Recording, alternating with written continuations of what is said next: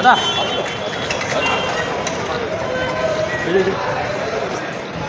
दादा दादा उत्तर बंगाल में दीदी 5 दिन से क्या बोलेंगे दादा? या उत्तर बंगाल में दीदी 5 दिन घूम रहे हैं, क्या बोलेंगे?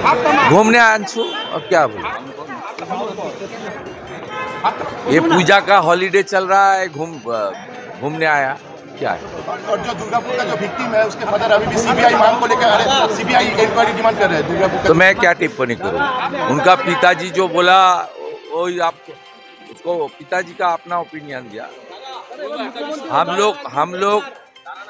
हम लोग तो बोलता है बंगाल में कोई बेटी नारी सुरक्षित नहीं है।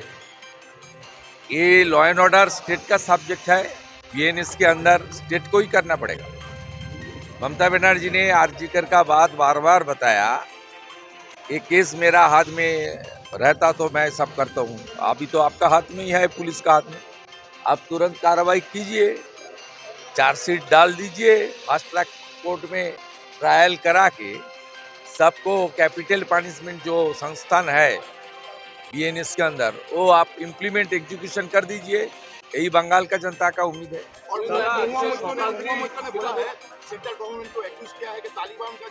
उसका बाद में कोई टिप्पणी नहीं करेगा, वो नहीं करेगा। वो ममता बनर्जी का कंपनी का एम्प्लॉय है, उसका बाद में इतना वेटेज देने की कोई जरूरत नहीं है। वो हिंदू विरोधी है।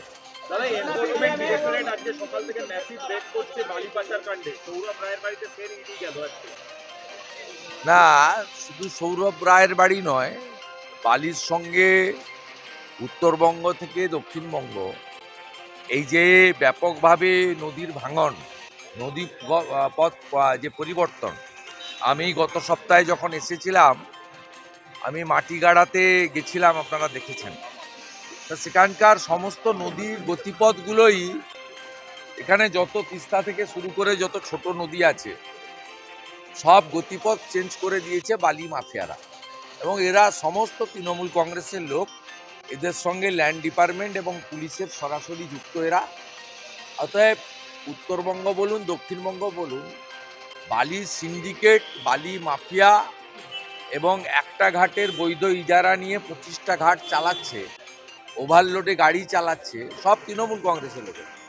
এবং এই টাকার একটা বড় অংশ কালীঘাটে পৌঁছাচ্ছে। এই সিন্ডিকেটকে ভাঙার জন্য ইডি চেষ্টা করছে এবং সেই চেষ্টাটা সম্পূর্ণ হোক, এটাই আমি চাইব বিরোধী দল।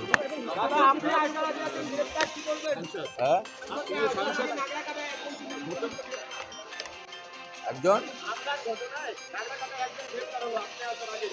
না, আমার সঙ্গে কোনো সম্পর্ক নেই। বিষয়টা হচ্ছে এফআইআর নেম যারা ছিল তাদেরকে এর আগে অ্যারেস্ট করেন। আজকের অ্যারেস্ট যদি এফআইআর নেম হয়ে থাকে, এফআইআর 9 জনের মধ্যে কিনা দেখতে হবে। কারণ এর আগে যে 4 জনকে ধরেছে এটা কমপ্লিটলি আইওয়াস। এক হচ্ছে মিডিয়াতে পারসেপশনটাকে ঠিক করার জন্য, ইমেজ। দ্বিতীয় হচ্ছে এসটি কমিশন এবং স্পিকার ওম বিড়লা রাজ্য সরকারকে রিপোর্ট দিয়েছিলেন, সেইটা থেকে বাঁচার জন্য। থার্ড হচ্ছে একজন আদিবাসী সাংসদ বা নেতার গায়ে হাত পড়েছে, ম্যাসিভ ব্লিডিং হয়েছে। যে ছবিটা শুধুমাত্র কমন পিপলের মধ্যে নয়, মেনলি আদিবাসীদের মধ্যেও এর একটা ব্যাপক ব্যাড রিয়াকশান হয়েছে। তাই নন এফআইআর নেম কয়েকজনকে তৃণমূলের সঙ্গে কথা বলে গ্রেপ্তার করা হয়েছে। কিন্তু প্রকৃত যে লোকগুলো, রমজান আলী থেকে পিঙ্কি খাতুন থেকে, যাদের ছবি আমরা মার্ক করে দিয়েছি, যারা এফআইআরে 1 থেকে 9 আছে, তাদেরকে এখনো পর্যন্ত গ্রেপ্তার হয়নি। তাই খগেন মুর্মু মহোদয় বা তার যারা কমপ্লেনার এফআইআরে, তারা ইতিমধ্যে কলকাতা হাইকোর্টের ভ্যাকেশন বেঞ্চে গেছে পুলিশ ইনঅ্যাকশন এবং এনআইএ বা কোনো সেন্ট্রাল এজেন্সির কোর্ট মনিটরিং ইনভেস্টিগেশনের জন্য।